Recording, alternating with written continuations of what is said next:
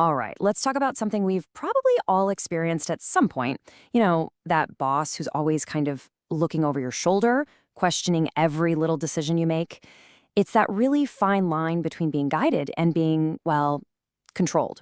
Today, we're going to unpack what happens when that line gets completely blurred and good leadership falls into the micromanagement trap.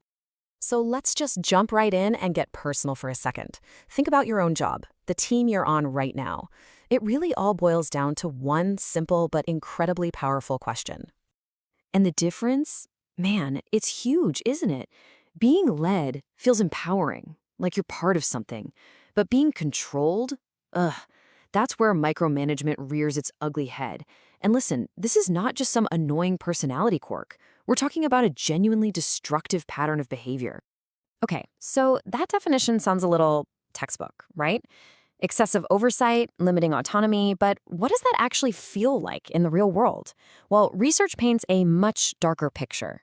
Micromanagers often end up exploiting their teams, blaming other people for their own mistakes, and they prioritize having total control over fostering the creativity you need to get real results. So what happens when this need for control starts to spread? It's like a virus, really. It can infect a whole team or even an entire company. And the cost? Oh, it's absolutely enormous. It just creates this massive ripple effect of dysfunction. First off, and this is a big one, it completely suffocates creativity. I mean, just imagine it. Every single move you make is being scrutinized. Every idea is second-guessed. You'd get pretty scared of being criticized, wouldn't you? So what happens? You stop taking risks. You stop innovating. You just stick to the safest possible path. And let's be honest, the safe path is almost never the path to a breakthrough. The second major cost, it just obliterates trust. That constant checking up, that excessive oversight, it sends a very clear, even if unspoken, message. And that message is, I don't trust you to do your job. Once that's out there, forget it. Psychological safety is gone. And true collaboration, pretty much impossible.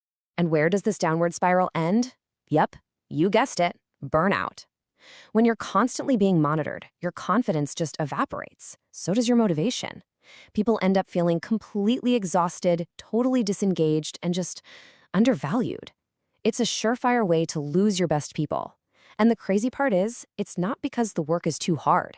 It's because the environment has become toxic.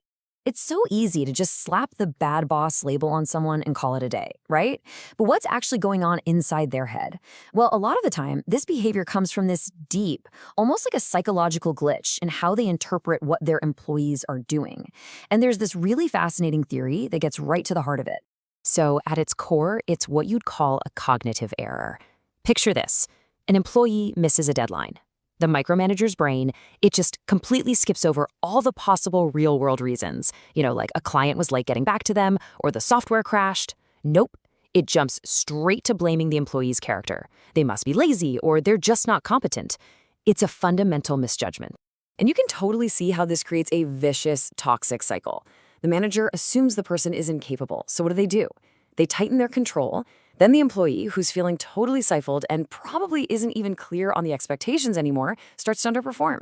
And bam, that proves to the manager that their flawed assumption was right all along. It's a textbook self-fulfilling prophecy. And there's actually another layer to this. Sometimes, believe it or not, the micromanagement has nothing to do with the employee. It's really a defense mechanism. It's about the manager's own anxiety, their own fear of failing or losing control. But, and here's the good news, there is a way out. There's a really powerful antidote to this entire toxic cycle. The solution? It's not just a new tactic. It requires a fundamental shift in mindset. It's about moving away from the old era of just managing people and stepping into a new one of leading and coaching them, all based on mutual agreements.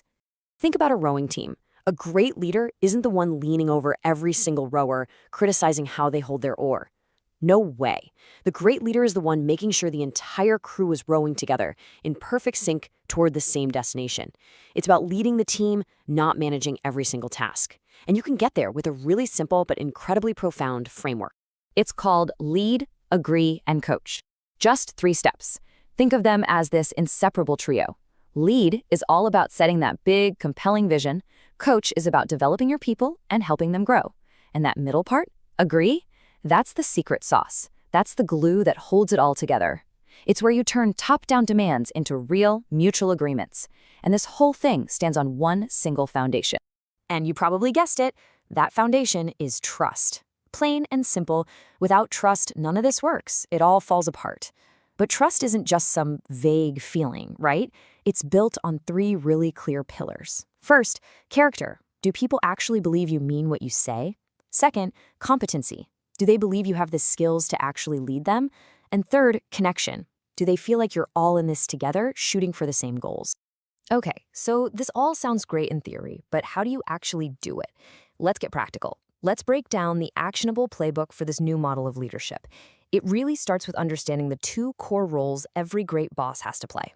Here's a great way to think about it.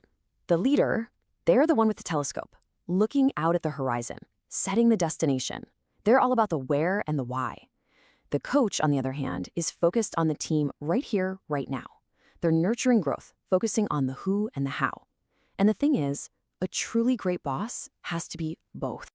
So the leader's playbook is actually pretty straightforward. Have that compelling vision. Make sure your team has the resources they need to win. The right people, the right tools, enough time. Focus on getting the who right for the role, not obsessing over how they do it.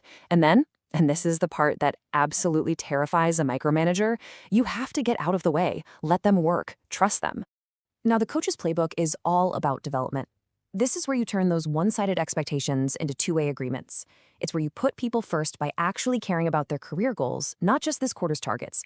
It's where you adopt a feed-forward approach. So instead of just criticizing the past, you focus on solutions for the future. And finally, you genuinely appreciate what people contribute. That's how you build real fulfillment. So, when you put it all together, you realize something: escaping the micromanagement trap. It's not about learning a few new techniques. It's much bigger than that. It's about making a fundamental choice in how you see your role as a leader. Here's the classic mistake micromanagers make. They think the choice is between control on one side and total chaos on the other. But that's a false choice.